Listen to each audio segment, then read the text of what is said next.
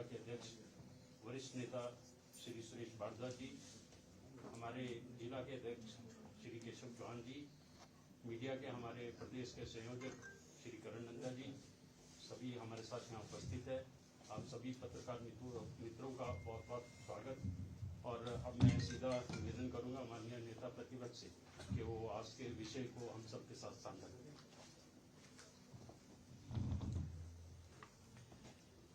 मित्रों, आज की इस पत्रकार वार्ता में आप सबका स्वागत है।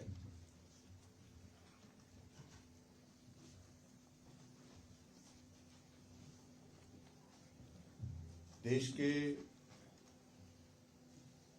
प्रधानमंत्री नरेंद्र मोदी जी ने 2014 में जब शपथ ग्रहण की बतौर प्रधानमंत्री, उस वक्त देश एक बहुत आर्थिक लचर व्यवस्था के दौर में से गुजर रहा था और स्वाभाविक रूप से अगर नरेंद्र मोदी जी को देश के प्रधानमंत्री के नाते सत्ता में लाने का देश की जनता ने अगर फैसला लिया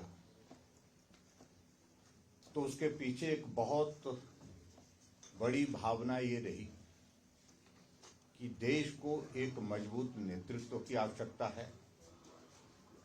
नेतृत्व ऐसा जो बड़े फैसले, कड़े फैसले ले सकता हो, देश का सम्मान दुनिया के मानचित्र पर अलग पहचान के साथ खड़ा हो, देश आर्थिक दृष्टि से अपने पांवों पर खड़ा हो। ये सारी उम्मीदें, जिसको मैं कह सकता हूं आकांक्षाएं, अपेक्षाएं देश की जनता की स्वाभाविक रूप से हमारे देश के वर्तमान यशस्वी प्रधानमंत्री नरेंद्र मोदी जी से थी। और मोदी जी का बड़ा साफ इस बात को लेकर के मानना था कि देश का सुधार आर्थिक सुधार किए बिना संभव नहीं है। इकोनॉमिक रिफॉर्म्स लाने की आवश्यकता है और बड़े फैसले लेने की आवश्यकता है। और उस दृष्टि से प्रधानमंत्री नरेंद्र मोदी जी ने जब कार्यभार संभाला तो एक आग्रह पूरे देश की जनता के सामने उन्होंने रखा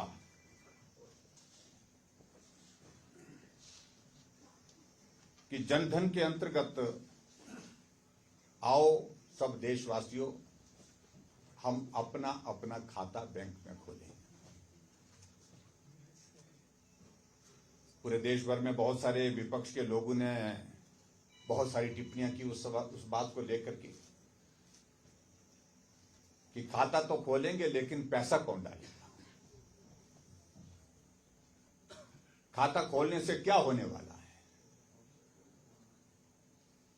लेकिन उस सारी बात के पीछे एक भाव था जो आप लोगों ने सुना भी है, कई बार भी सुना भी है, पढ़ा भी है कि देश के एक पूर्व प्रधानमंत्री जिन्होंने कहा था कि अगर मैं किसी आदमी की मदद करने के लिए 1 रुपए भेजता हूं तो 1 रुपए में से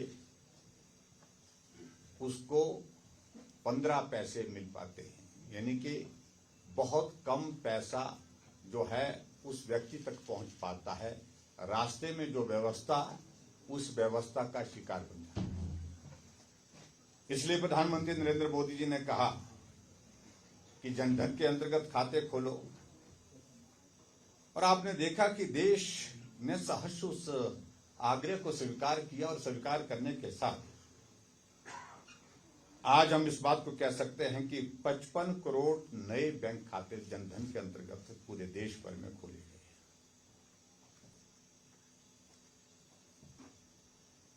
और इन खातों में डीबीटी के जरिए 45 लाख करोड़ देशवासियों को मिले। ये अपने आप में एक बहुत बड़ा एक संदेश था कि अगर आप 1 रुपए लेने के पात्र हैं तो आपके खाते में 15 पैसे नहीं, पूरा 1 रुपया आपके खाते में पहुंचना चाहिए। यानी कि बीच की उस सारी व्यवस्था को समाप्त कर दिया, जहां गरीब आदमी की मदद के लिए जो केंद्र सरकार की ओर से, सरकार के माध्यम से जो पैसा भेजा जाता था, उस पैसे को वहां पर पहुंचाने में जो कठिनाई होती है, ये एक मुझे लगता है कि एक बहुत बड़ी एक शुरुआत उस दृष्टि से थी। उसके बाद आगे हम अगर रिफॉर्म्स की दृष्टि से कहें, इस बात को तो पूरा देश ने, पूरी दुनिया अब जानती है कि नरेंद्र मोदी जी बड़े फैसले लेने वाले, मजबूत फैसले लेने वाले नेता हैं। दूसरा बड़ा फैसला, जिक्र होता था काला धन सर्कुलेशन में नहीं आ रहा है, काला धन जो है वो देश की अर्थव्यवस्था को जो है वो तहस नहस कर रहा है। तो एक बड़ा फैसला उन्होंने नोटबंदी का लिया। हालांकि उस पर भी कई तरह की टिप्पणियां करने का मौका कुछ लोगों को मिला, लेकिन उसके बावजूद भी उन्होंने फैसला लिया और बहुत बड़ा पैसा जो सर्कुलेशन में नहीं था, वो सर्कुलेशन में आने के लिए विवश हुआ। ये मैं समझता हूं कि एक बहुत बड़ा कदम था, और जिस कदम को कोई बड़ी हिम्मत के साथ ही कर सकता था, और ये हिम्मत की तो देश के प्रधानमंत्री नरेंद्र मोदी जी ने की। और जो डिजिटल भुगतान को प्रधानमंत्री जी ने एनकरेज किया, स्वाभाविक रूप से उससे बहुत बड़ा जो लाभ जो है वो आर्थिक दृष्टि से भारत को मजबूत करने के लिए मिला है। इस बात को भी हम अच्छी तरह से जानते हैं कि आगे बढ़कर के यूपीआई की अगर हम बात करें, तो यूपीआई में भी आपने देखा होगा इस बात को कि 30 दिसंबर 2016 को यूपीआई की शुरुआत की, और आज देश में 51 करोड़ से ज्यादा यूपीआई के यूजर्स हैं, और 6.5 करोड़ जिसमें व्यापारी हैं जो बिजनेस कम्युनिटी से बिलोंग करते हैं। और अगस्त के महीने में 25.08 लाख करोड़ जो है वो ट्रांजैक्शन यूपीआई के माध्यम से हुई।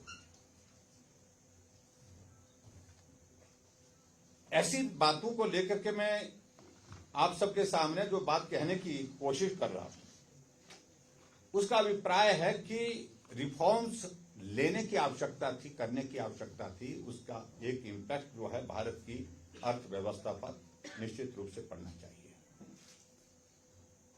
और आज हम इन सारी बातों का जिक्र करते करते अगर यहां पहुंचे,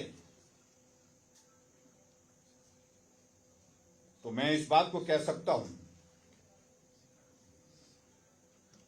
कि आज हमारे भारत की जो विकास दर जो है वो 7% से भी ज्यादा की गति के साथ जो है वो आगे बढ़ रही है।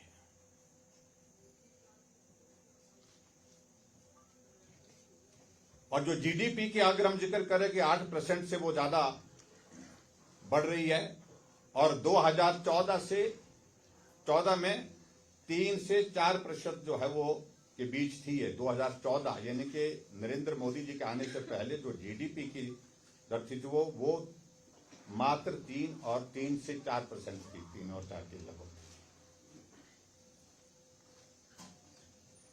और 2014 में जो महंगाई दर थी वो 9% के लगभग थी, और आज वो महंगाई दर जो है 3 से 4% के बीच में है। मैं थोड़ा सा इस सारी चीज को लेकर के डिटेल में ये कह रहा हूं कि हमको थोड़ा पृष्ठभूमि में जाकर के अगर देश की जीडीपी का अगर हम जिक्र करें, 98 लाख करोड़ से अब बढ़ करके हमारे देश की जीडीपी 340 करोड़ से पार हो गई है। तो ये एक बहुत बड़ा इंक्रीज उस दृष्टि से है जिसका हम जिक्र कर सकते हैं। और सबसे बड़ी बात मैं ये कहना चाहता हूं, जिसको सरल भाषा में हम कह सकते हैं कि 11 वर्ष पहले जब देश के प्रधानमंत्री नरेंद्र मोदी जी ने देश की बागडोर संभाली थी, हम दुनिया की इकोनॉमी में उस वक्त 11वें स्थान पर थे और आज भारत दुनिया की इकोनॉमी में चौथे स्थान पर है। और यह साबित करता है कि जो प्रधानमंत्री नरेंद्र मोदी जी ने बड़ा साफ शब्दों में कहा था कि हमारा लक्ष्य है कि 2029 तक भारत दुनिया की तीसरी इकोनॉमी बना करके छोड़ेंगे। और स्वाभाविक रूप से इस बात को हम सिर्फ दावा ही नहीं कर रहे हैं, ये होने वाला है, इसलिए होने वाला है जो इम्पैक्ट आप लोगों ने देखे हैं, जो देश की इकोनॉमी में सारी चीजों को लेकर के आए। मित्रों, इस बात को लेकर के भी बड़ा मुझे आप सबके बीच में कहना है, जिस विषय पर आज हम बात करने वाले हैं, और वो है जीएसटी के अंदर जो रिफॉर्म्स लाए हैं।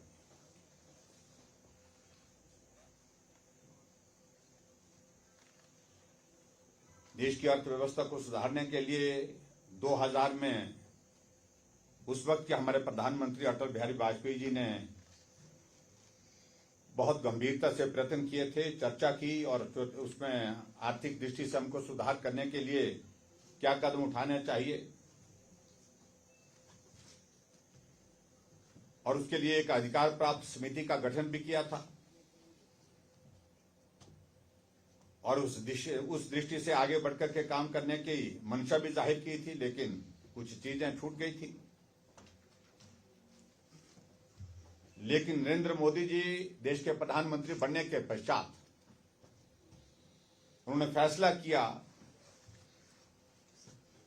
कि देश के अंदर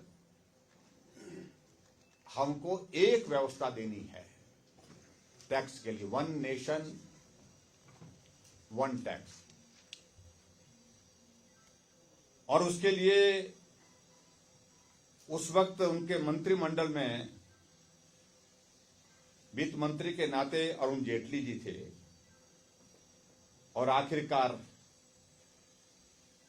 1 जुलाई 2017 को मध्य रात्रि एक बहुत बड़ा आर्थिक सुधार की दृष्टि से बड़ा कदम उठा करके एक फैसला लिया कि हम देश के अंदर वन नेशन वन टैक्स की व्यवस्था लागू करेंगे, और इसलिए जीएसटी लागू हुआ।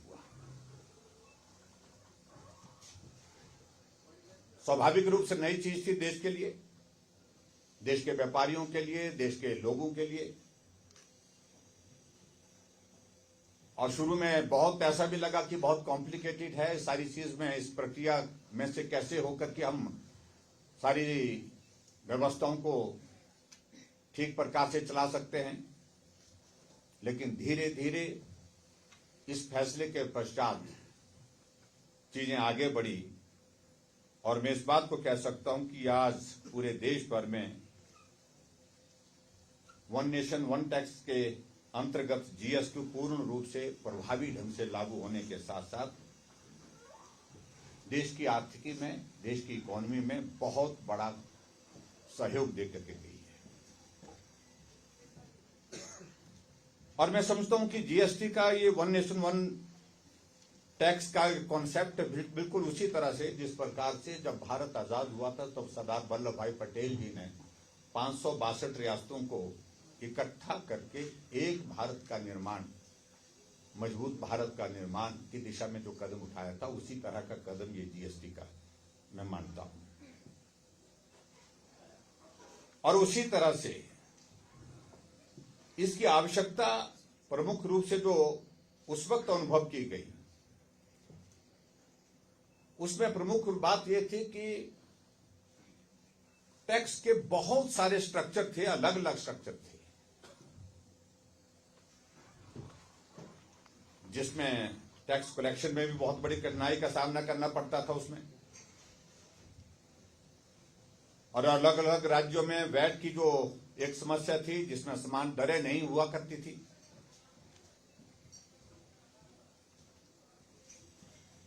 लगभग 17 प्रकार के उस वक्त टैक्सेस थे, और 13 13 किस्म के जो है वो उपकर थे, सेस थे। तो वो सारी चीजों को पूरे देश के अंदर, यानी कि एक राष्ट्र के अंदर जो है अलग अलग व्यवस्थाओं को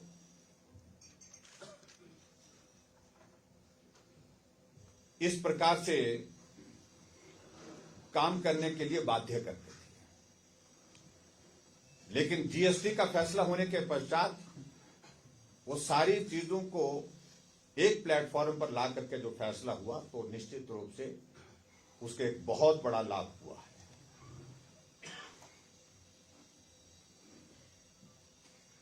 इसको समझाने के लिए थोड़ा वक्त जरूर लगा, लेकिन उसके बावजूद वे इस सारे फैसले को पूरे देश ने स्वीकार किया, लागू किया, और खासतौर से जो हमारे बहुत सारे जो व्यापारिक वर्ग हैं उनका एक बहुत बड़ा उसमें योगदान रहा।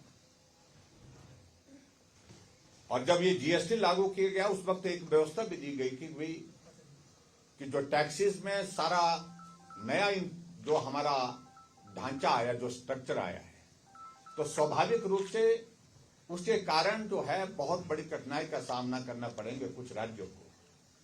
इसलिए राज्यों की ओर से जो आग्रह किया गया कि जीएसटी कॉम्पनसेशन हमको अवश्य दिया जाए, और उसमें फैसला हुआ, जीएसटी काउंसिल की बैठक में फैसला हुआ कि जीएसटी काउंसिल के तहत जब से लागू हुआ तब तक के लिए आपको 5 साल तक जीएसटी कॉम्पनसेशन दिया जाएगा, जो सभी राज्यों को दिया गया। उस स्टेट को सबको एक सपोर्ट मिला, और उस सपोर्ट के चलते प्रदेश में जो टैक्स के कलेक्शन के नुकसान के कारण जो है किसी तरह की कठिनाई का सामना नहीं करना पड़ा। तो एक बहुत बड़ा वो फैसला था, और वो फैसला जो है जून 2022 तक लागू रहा। 2022 तक सभी प्रदेशों को जीएसटी कॉम्पनसेशन का पैसा मिला, जो एक कमिटमेंट केंद्र सरकार की हमारी उस वक्त की थी, उसके तहत जो है वो उसको पूरा किया गया। लेकिन बाद में बीच बीच में हर बात को लेकर के बात आ रही थी कि जीएसटी में रिफॉर्म्स करने की आवश्यकता है, सुधार करने की आवश्यकता है। और स्वाभाविक रूप से कोई नई चीज शुरू होती है और बड़ी चीज शुरू होती है, तो उसमें सुधार की गुंजाइश के लिए हमारे प्रधानमंत्री नरेंद्र मोदी जी का मन हमेशा खुला रहता था। हमेशा वो कहते हैं कि सुधार का, सुझाव का हमेशा अभिनंदन होना चाहिए, स्वागत होना चाहिए। मैं बतौर फाइनेंस मिनिस्टर, जब मैं मुख्यमंत्री था, जीएसटी काउंसिल की बैठक में गया, तो समय समय पर लगातार उसमें सुझाव होते थे, और उन सुझावों को सुना ही नहीं जाता था। बहुत सारे सुझावों को वहां पर माना भी जाता था, स्वीकार किया जाता था, और जीएसटी काउंसिल की बैठक में उनको पारित किया जाता था। जहां जहां जिन जिन राज्यों में कठिनाई का दौर जीएसटी के इंप्लीमेंटेशन के बाद आ रही थी, उन सारी चीजों को सरल करने की दिशा में कदम उठाए गए। लेकिन मैं इस बात को लेकर के मैं आपके सामने में जरूर कहना चाहता हूं कि जीएसटी लागू करने के बाद जो उसके इंपैक्ट्स को अगर हम देखें, अब देखिए इसमें लगातार जो है जीएसटी के जो करदाताओं में जो है वो जो नंबर का जो इंक्रीज, संख्या में जो वृद्धि लगातार हुई। 2017 में 66,066.5 लाख से, मतलब 66.5 लाख से बढ़कर के ये 2017 में थी, और 2025 में वो 66.5 लाख से बढ़ करके 1,51,000 करोड़ हो गया, यानी कि ऑलमोस्ट डबल हो गया, और 3 टाइम्स के लगभग हुआ। तो मैं समझता हूं कि बहुत बड़ी इंक्रीज उसमें हुई है। जो जीएसटी के जो करदाता हैं उनके नंबर में इंक्रीज, बहुत बड़ी इंक्रीज हुई है।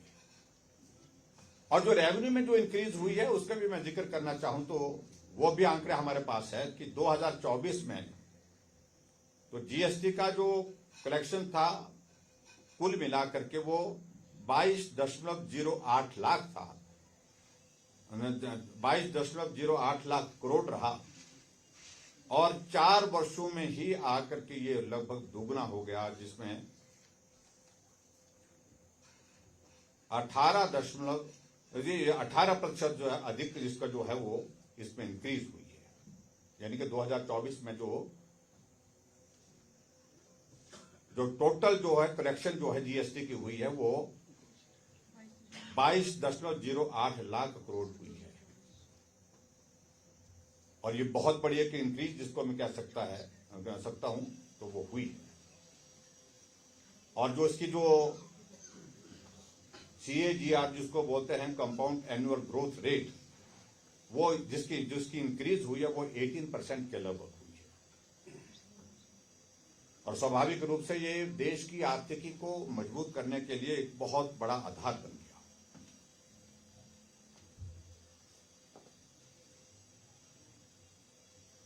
15 अगस्त को अब की बार देश के प्रधानमंत्री जी ने राष्ट्र को संबोधित करते हुए लाल किले से ऐलान किया था कि हम जीएसटी में सुधार करने के लिए खुले मन से काम करेंगे। और उन्हें संकेत दिया था कि हम सुधार करेंगे। और मुझे इस बात की प्रसन्नता है कि 3 सितंबर 2025 को जीएसटी काउंसिल की जो 56 जो मीटिंग हुई है उसमें बहुत महत्वपूर्ण फैसले लिए गए। और जो फैसले लिए गए उसमें सबसे बड़ा फैसला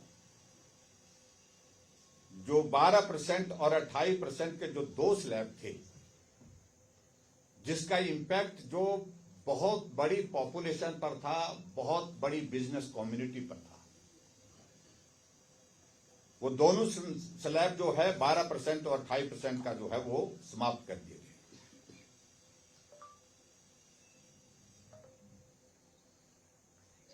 और प्रधानमंत्री जी ने यह भी ऐलान किया कि नवरात्रे के दिन, यानी कि इस बार जो है 22 सितंबर को नवरात्रे हैं, उस दिन से ये जो रिफॉर्म्स हमने किए हैं ये लागू हो जाएंगे।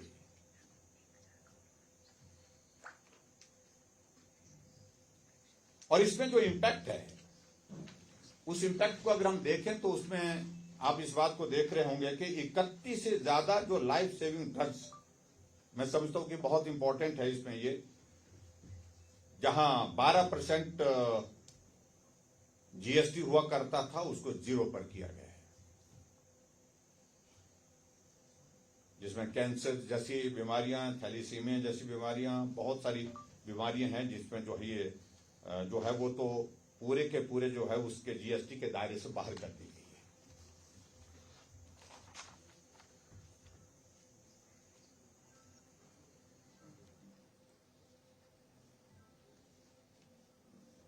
और 18% के दायरे में जितनी भी जो वस्तुएं आती थी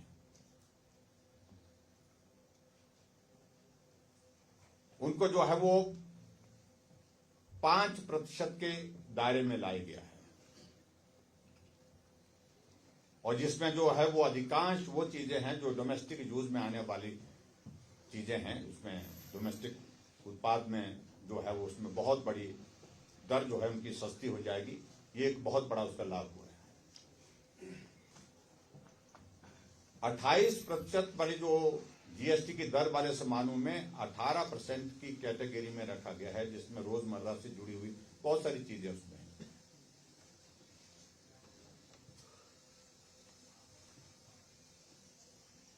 और मैं इस बात को भी मैं कहना चाहता हूं,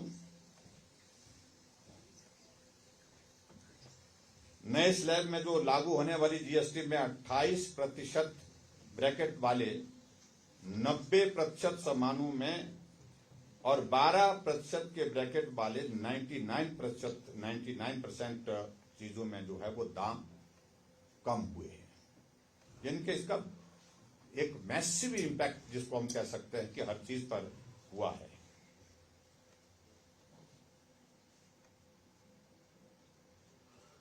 और स्वाभाविक रूप से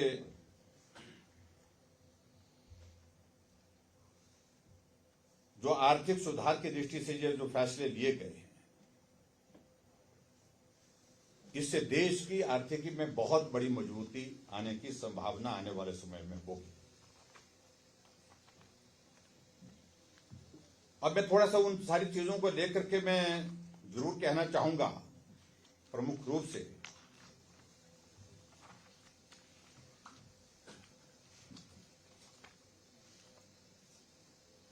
अब जैसे उसमें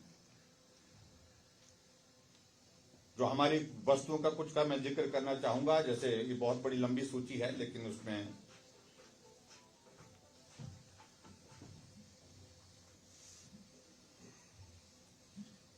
जिसमें पनीर है, जिसमें पहले 5% लगता था, अब 0 होगा। टेट्रा पैक मिल्क की अगर बात करें 5% होता, तब 0 होगा। परांठा खाने वालों के लिए भी खुशखबरी है, इसमें 18% से अब 0% हो जाएगा। अब उसमें पिज्जा, ब्रेड, रोटी, चपाती, खाकरा, उस पर भी 0% कर दिया 5% से। मक्खन, घी, डेयरी स्प्रेड, ये सारा कुल मिलाकर के ये भी 5% पर ले आए 12% से। 12% था पहले, अब 5% होगा। पनीर जो है पहले 12% था, अब 5% होगा। और इस तरह से बहुत सारी चीजों को लेकर के अगर हम बात करें तो ये बहुत बड़ी एक सूची है, जिस सूची को मैं समझता हूं कि वो आपके पास उपलब्ध भी होगी। और उसके बाद जो बड़े इंपैक्ट्स इसमें जो आए हैं, वो इंपैक्ट्स खासतौर से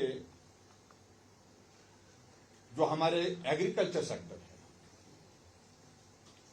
उसमें बहुत बड़ा, जो हमारे किसानों और बागवानों के लिए इसमें बहुत बड़ी एक राहत है। उस दृष्टि से अगर हम ट्रैक्टर की अगर हम बात करें तो जहां पहले 12% लगता था, 5% लगेगा। ट्रैक्टर के टायर, ट्यूब, उस पर पहले 18% लगता था, 5% लगेगा।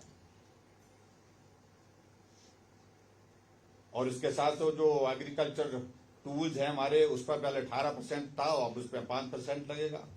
कल पूर्जे की अगर हम बात करें,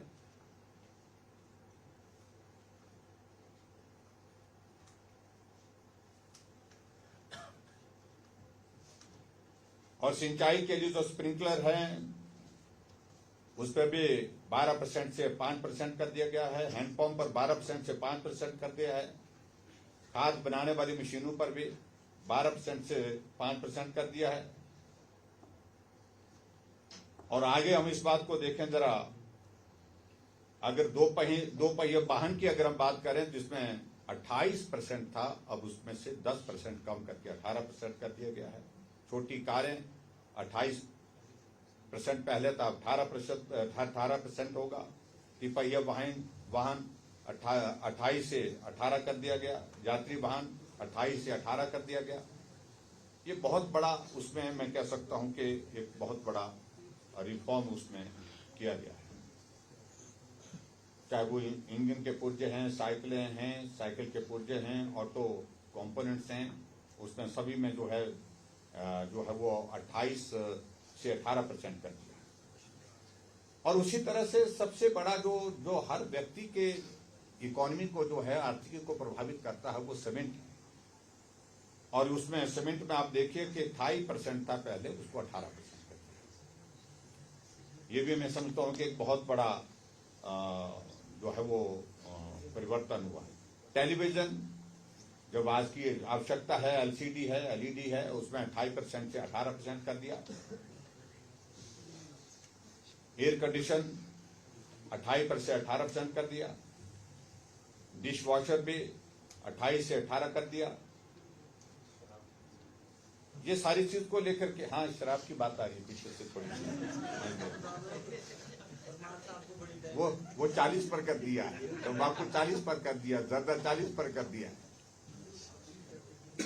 जो चीज आपके स्वास्थ्य के लिए अच्छी नहीं है उस पर ही इंक्रीज किया गया है। और मैं समझता हूं कि निश्चित रूप से आप महंगी चीजों की तरफ नहीं जाएंगे। और उसमें अगर मैं कंपैरिजन में अगर और चीज भी एक थोड़ा सा आपके सामने बात करूं, क्योंकि बहुत थोड़ा टेक्निकल विषय है, तो उसमें कई बार हमारे बहुत सारे विपक्ष के मित्र बहुत बातें कहते हैं, तो थोड़ा अगर कंपैरिजन की दृष्टि से मैं अगर आपके सामने सूची पढ़ करके सुनाऊं, थोड़ा सा कुछ बातों का जिक्र करूं। यूपीए की गवर्नमेंट में, पूर्व की सरकार में, सीमेंट पर जो टैक्सेस थे वो 30% थे, जो अब 18%। सैनिटरी पैड पर 13% था, अब वो जीरो होगा। पेंट्स पर 30% था, अब वो 18 होगा। फुटवियर पर 18% था, अब वो 5% होगा। टेलीविजन सेट पर पहले 30% होता था यूपीए की गवर्नमेंट में, और हमारी अब एनडीए की गवर्नमेंट में वो 18% है। रेफ्रिजरेटर में यूपीए की गवर्नमेंट में 30% था, अब 18% होगा। और रेस्टोरेंट में 21% था, अब वो 5% होगा। वॉशिंग मशीन 30% था यूपीए की गवर्नमेंट, अब 18% है। कॉफी पीने के जो शौकीन है, पहले यूपीए की गवर्नमेंट में 30% था, अब वो 5% है। मिनरल वाटर 28% था यूपीए गवर्नमेंट में, अब वो 5% है। फर्टिलाइजर में 12% यूपीए की गवर्नमेंट में था, अब वो 5% है।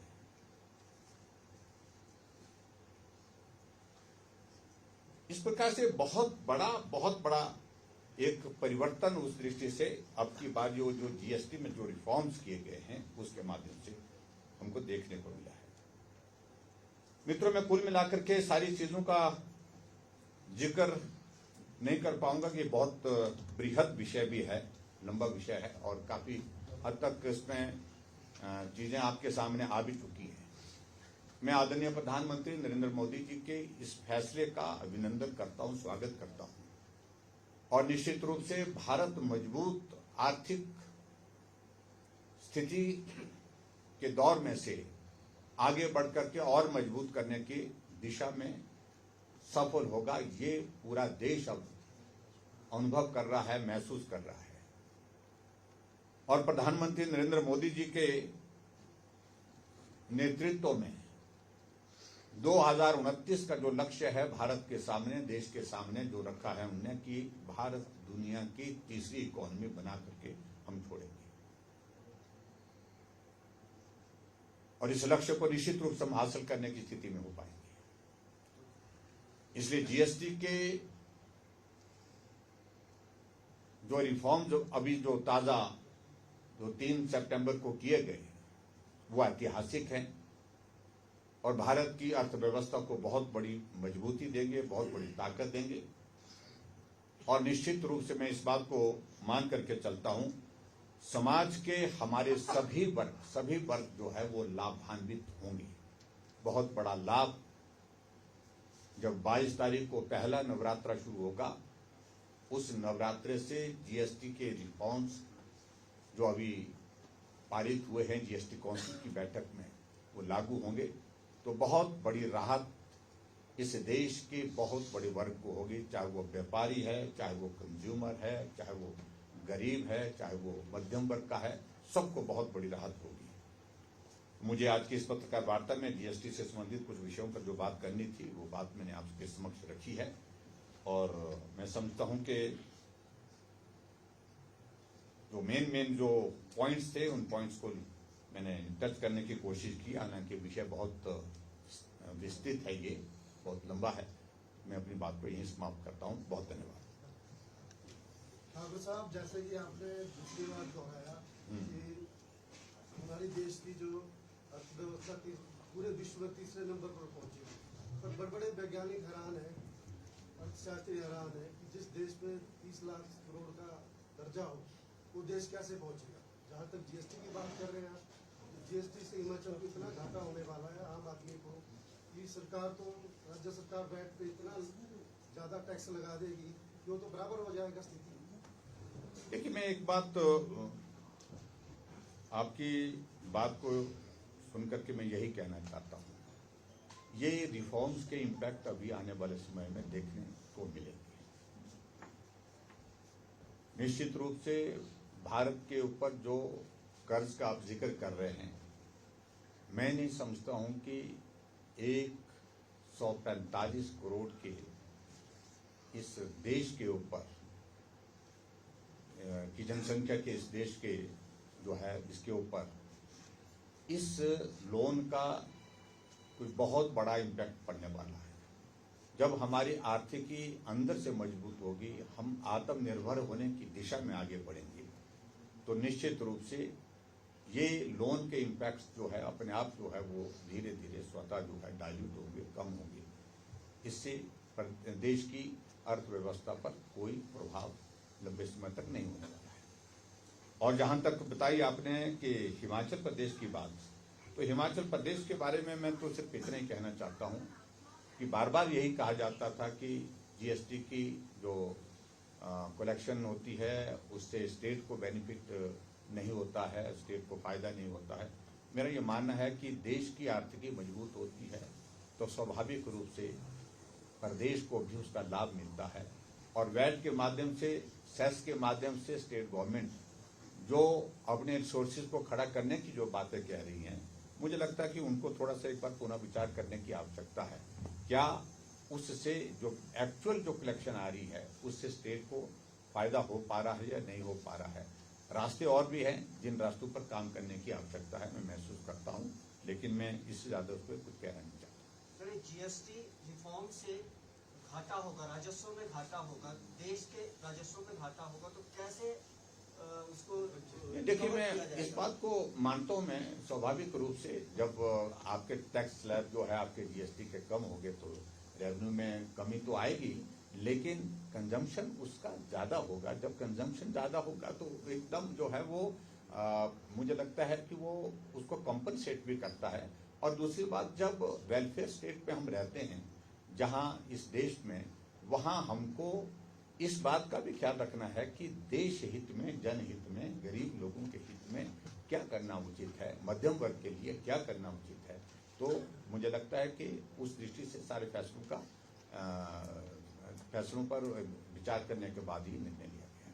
सर, इस घाटे को क्या केंद्र सरकार पूरा करने की कोई योजना बना रही है? नहीं, देखिए, मुझे नहीं लगता है। देखिए, इस घाटे के लिए कुछ भी नहीं। मैं कह रहा हूं कि अगर जीएसटी कलेक्शन कम होगा, रेवेन्यू कम होगा, तो निश्चित रूप से आपका कंजम्पशन बढ़ेगा, तो आपका जो लॉसेस आप देख रहे हैं कि कलेक्शन में होगा, वो कंपनसेट, मतलब उसी में कंपनसेट हो जाता है। सर, इसमें छोटी स्टेटों को लॉस होगा, जैसे हिमाचल जैसी छोटी स्टेट? नहीं, आई डोंट फाइंड, मतलब मुझे नहीं इसमें सारी चीज को ये दिखती है कि इसमें कोई स्टेट, छोटी स्टेट को कोई नुकसान होने वाला है। कैलकुलेशन है कि 48,000 करोड़ कम होगा, तो छोटी स्टेट का जो हिस्सा कम हो गया, तो बीजेपी क्या मतलब आप लोग सेंटर से डिमांड करेंगे कि हिमाचल को जो नुकसान हो रहा है फॉर द टाइम बिंग उसकी कंपनसेशन कर दे?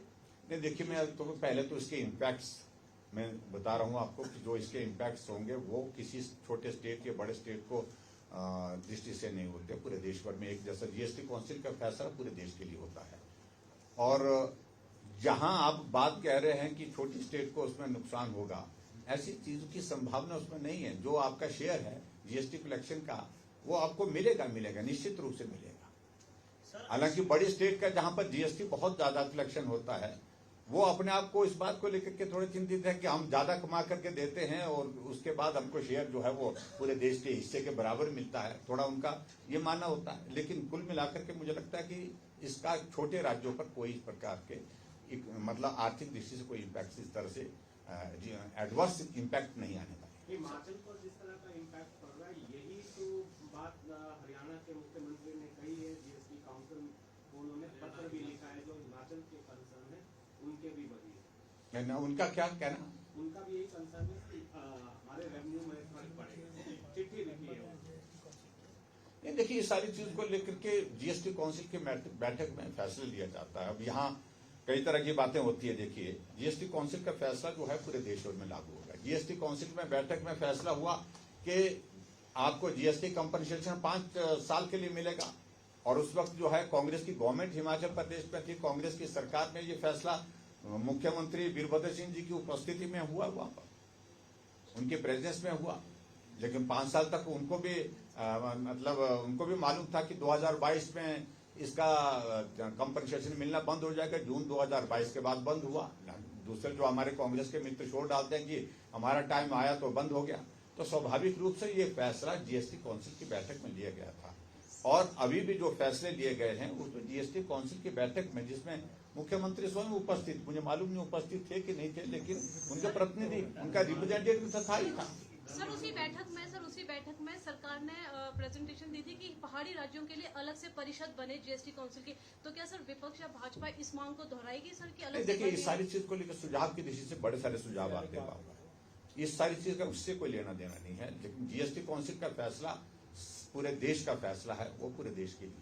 सर, इससे महंगाई बढ़ने की भी आशंका बताई जा रही है। जैसे आपने खुद ही कहा कि कंजम्पशन बढ़नी है, तो क्या सर इससे महंगाई नहीं बढ़ेगी? महंगाई बढ़ने का तो सवाल ही पैदा नहीं होता। जब आपके टैक्स 28% से जो है वो 18 पर आ गया, और 18 वाला जो है कहीं 5 पर आ गया, तो निश्चित रूप से कम होगी महंगाई। कंज्यूमर के लिए तो बहुत बड़ा लाभ है, और कुल मिलाकर के इससे देश का हित होगा, देश की आर्थिकी मजबूत होगी। इतना ही मुझे कहना है। Thank you very much. Thank you.